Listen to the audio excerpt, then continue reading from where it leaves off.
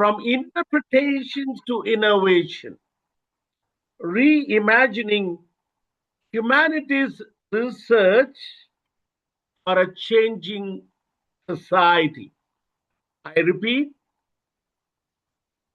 from interpretation to innovation, reimagining humanities research for a changing society.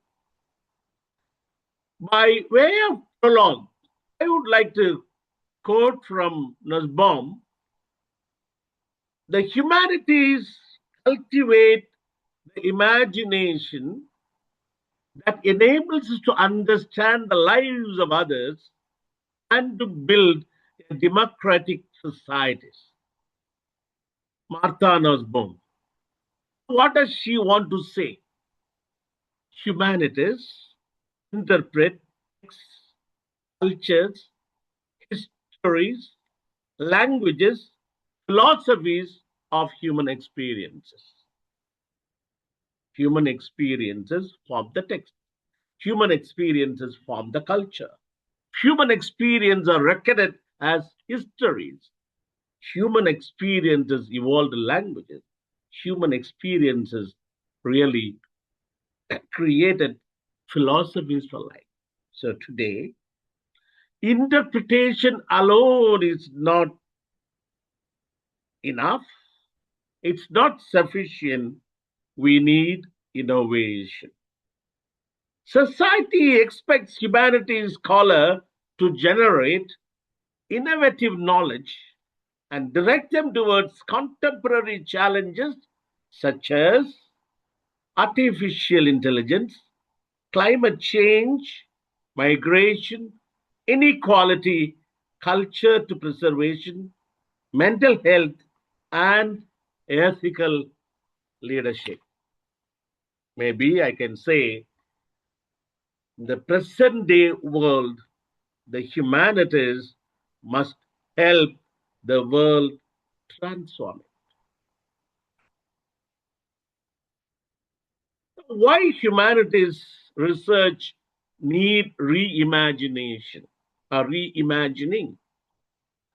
Today, the world has entered an age characterized by artificial intelligence. We have been listening to our president and earlier Dr. Bipin Shah. Everyone was talking about artificial intelligence and how today artificial intelligence rules the roost. And everywhere you can see the digital transformation. Naturally, we don't stop with data, big data. That is the enormous amount of data we have for analysis. And naturally, you have global connectivity everywhere. Now, today, you were just saying Vasudeva Kudumbagam, but today, the whole world is one. Wherever we do research, it should serve the society and the other part of the world. That kind of a global connectivity we have. And also, we have cultural diversity. We are the model, in fact. We live in unity in diversity. So naturally, Indians or Indian researchers, along with the Research Center, can contribute to cultural diversity. And the next important thing is sustainable development. United Nations has given us 17 goals, sustainable development goals. So, we are no longer asking merely what does this text mean? We ask, what does it matter today? If you read a particular text, let us say, take Shakespearean text from 16th century, Othello, Tempest, or any other text, whatever you take, 12th night. How does it relate to the life today? How can it improve society? Or rather, what kind of policy will emerge out of that. Right? So please remember that.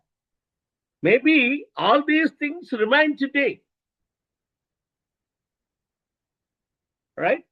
And how are we using it? So that's what we say, what policy implications will emerge and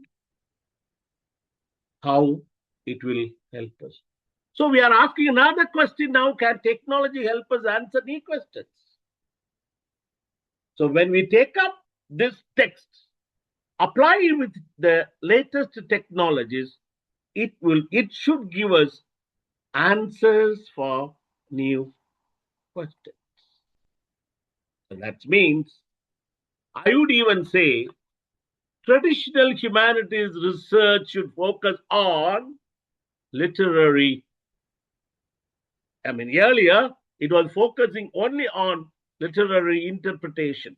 We could give some kind of a literary interpretation, and we could take as a kind of historical documentation whatever we learn. Now, even if you come from that side, because I was in Nagaland, if you go to the war cemetery there, or you take up the writers, Ao and Esther in Kure from Dimapur, all their writings today, it really documents the history. And when you go to the war cemetery in Dimapur, Nagaland, you will bring to your mind what had happened earlier in Nagaland. And naturally, it leads to the philosophical inquiry. What is that inquiry now? Existence, the existential philosophy, epistemical philosophy. No, from existence, we develop the episteme, the knowledge. Of course, not without ethics. Epistemology, metaphysics, logic will always reflect the deep truth. It will make you delve into whatever had happened and what kind of a new things which have to do it. And that is what traditional humanities were doing. And there was also cultural criticism. Earlier, Jonathan, Raymond Williams, Antonio Gramsci, all these literary critics, they were, devolving or penning, drafting a policy, and they call it cultural criticism. It's an analytical evolution of a cultural practice, texts, or artifacts to uncover power dynamics. Henry VIII, the Shakespearean historical play. It talks about societal values. It talks about ideological assumptions. But today, we are just asking why it means, why the text is important for us, how technology can help us, how this communicative values and adaptive public administration will help us, how the evidence shapes public actions. So from that, I would like to go from interpretations to innovation. So far, we could see what was the interpretation. So now I am going to the second phase of my 15 minutes talk. Innovations in humanities research does not mean abandoning traditional scholarship. It means without abandoning traditional scholarship, we should be able to build up our new methodologies. Instead of studying Shakespeare, Donne, Wordsworth, and all those people only through literary criticism, we can now say we have digital text analysis. And what is the use of digital text analysis? We will be able to have the structural patterns as we have in qualitative research, structural patterns as we have in quantitative research or even mixed methods research. And you can take thousands of literary works computational. As the erstwhile speaker, Honorable President, was underlining the importance that any work can be given through the computational tools, and you'll be able to get beautiful comparisons. And you will be able to visualize historical language changes.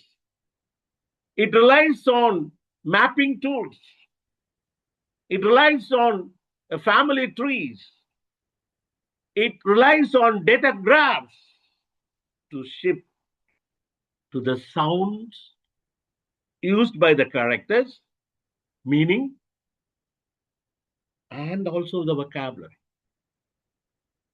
And you can also examine through the general text the historical document in the digital archives. And what are we really going to continue? We will be preserving traditions as digitally. We'll be using geographical information system when we study all those places in England or Africa or in Southern Asia, wherever we are, we'll be able to have a digital mapping system.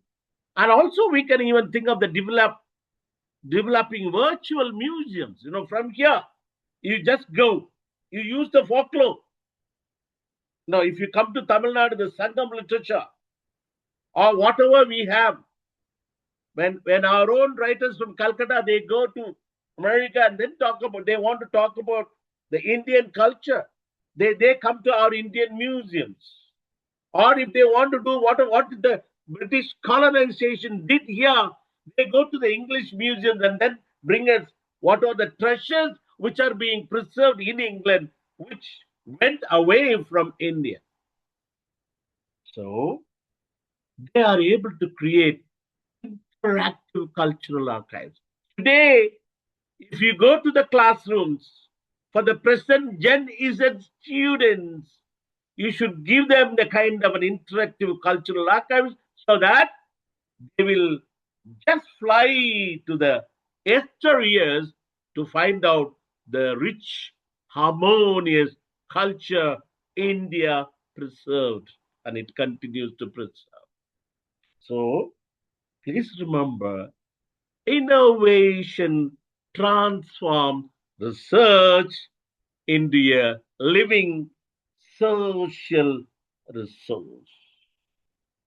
In other words, I will say these organized collections of historical records will develop and help as a social resource, right? So what is the next evolving methodology? That I come to the third part of it. Evolving methodologies in humanities research. Number one is digital humanities. It combines humanities with technology. It examines how digital tools and computational methods can enhance humanities research and how humanistic values enhance digital technology. So, and when our Honorable President was talking about the ethics, we should also have ethics in research. How these digital technologies should not make us a kind of a plagiarism society. No, research scholars should be extraordinarily careful not to have the black spot of plagiarism in your research articles and in your dissertations and theses, right? So naturally, the applications include uh, text mining. What is that text mining? It is a kind of an automated process of turning messy, unstructured written data into clean, structured information to find the hidden images there. And then you have corpus linguistics. What is that corpus linguistics? Enter the language story, you take it up, right? Starting from the very beginning. Linguistics take those things, how language developed, and how today it really helps us maintaining our own culture.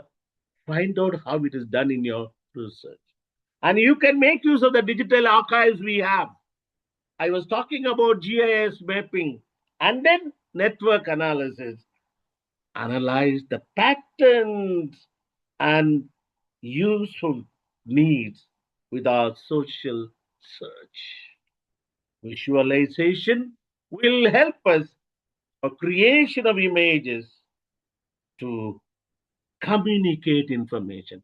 If you use this particular thing in our classrooms also, was as NEP 2020 has decided, in your classroom, bring that image and that will communicate information to the students, and researchers definitely will get benefit out of this visualization.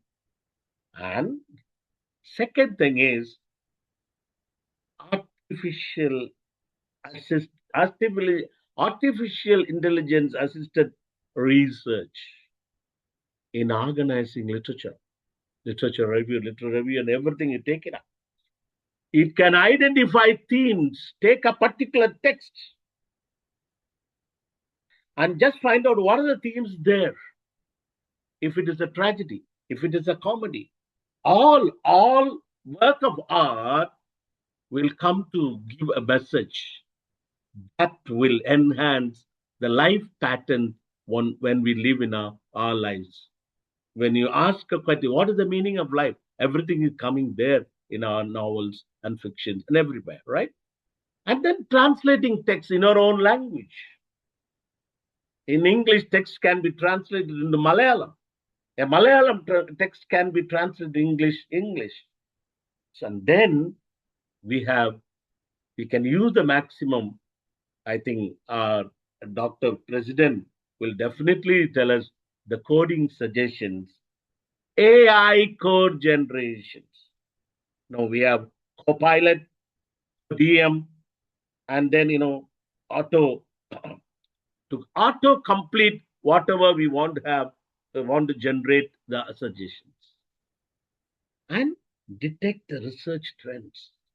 Come on, what's happening? What's happening about this particular thing?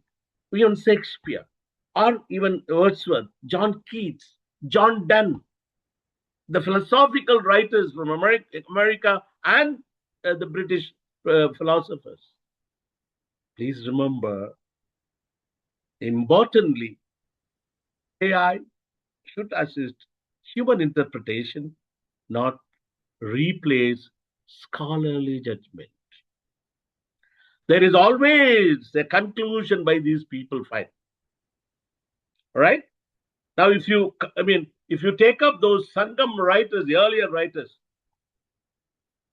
they have also done a lot of things.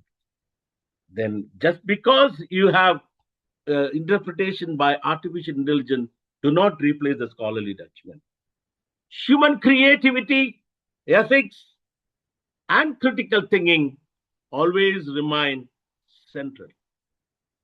So today's problems cannot be solved by one discipline alone. Humanities increasingly collaborate with psychology, literature and psychology, mathematics and sociology, physics, education. Medicine today needs that. The patient satisfaction, the latest hormonal problems, and environmental science today. We need that. By all means, environmental science. And computer science, of course, AI and everything, and law. Definitely the Indian law, whatever law it is, even our constitutional laws and all those things, we need combination of. In other words, this is called multidisciplinary research and also transdisciplinary research. I can give one example, medical humanities, we call it now healthcare humanities. Healthcare humanities. It integrates literature, ethics, communication, and healthcare to improve patient care.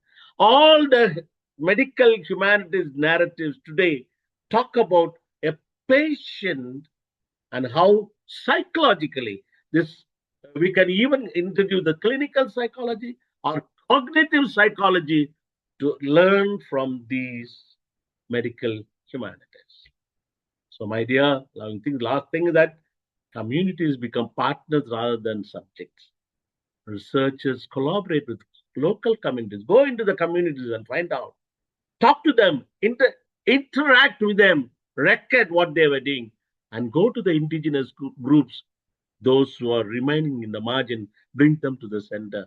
Then national, these NGO social workers, today in schools also, and of all things, I think I would say even the policy makers need this kind of a interdisciplinary research.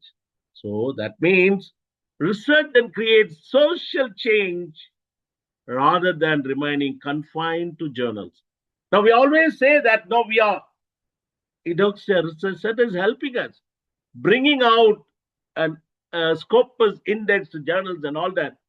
But if it doesn't reach the society, if it doesn't reach the individuals in the community, if it doesn't transform the community, I think it will always confine itself to the journals.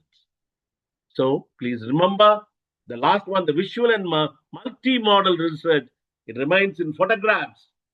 Analyze the photographs, films, social media, digital storytelling, and podcast, visual narratives. These methods enrich our understanding of human experience. National Education Policy 2020 strongly encourages this particular aspect: multidisciplinary education, innovation, research excellence, ethical inquiry, and community engagement. There are around 55 areas.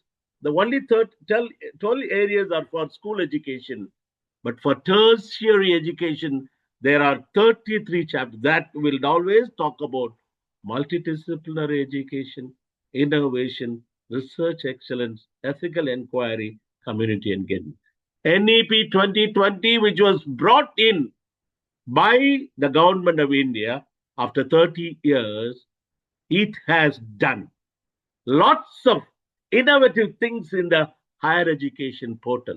As I am managing lots of minority higher educations in Tamil Nadu, we give inputs from NEP 2020 and we always take up the skill development in our students so that they can take up multidisciplinary education. Education cannot remain in silos. It has to overcome those particular compound walls and go to other. Physics student should have a strong knowledge in literature, English literature. A mathematics student should definitely go to astronomy, and all those multidisciplinary education will make the students strong and healthy. So we'll have inclusive education, peace building, gender equity, environmental ethics, digital citizenship, cultural preservation, policy. I mean, I'm always talking about the policy development because those policy makers should develop these things so that today the real values lies in improving human lives. Please remember that. The real value lies in improving human values. So please remember the future humanities researcher should be a critical thinker, an ethical scholar, a digital leader, an interdisciplinary collaborator, an effective communicator, a problem solver, a socially responsible innovator. The future belongs not merely to specialists, but to scholars who can connect ideas across disciplines. So let me give the words of epilogue, and I'll quote our modern architect of India, Mahatma Gandhi ji, who said, the future depends on what you today. You build up the road for the future. The present day researchers, you develop the road, you develop the pathways to go into the future and make a meaningful future. The future of humanities research depends upon the questions we ask today. Ask questions. The methods we adopt today and the societal challenges we choose to address today. As researchers, let's move from interpretation to innovation, from isolated disciplines to collaborative inquiry, from publications to public impact, from knowledge accumulation to societal transformation. The humanities have always explored what it means to be human. In the age of artificial intelligence, they are more relevant than ever because they remind us of the values, ethics, empathy, creativity, and wisdom that technology alone cannot provide. Let's reimagine humanities research not as a discipline looking back at the past, but as a force shaping a more just, human, innovative, and sustainable future. Thank you very much for the opportunity. I'm extraordinarily grateful to Honorable President, the Honorable Vice President, our Vice Chancellor Mayo, the Pro Vice Chancellor Dr. Rajesh Kanur, and other members of the administrative team of Eudoxia Research University. Thank you very much. I am for now question and answer session.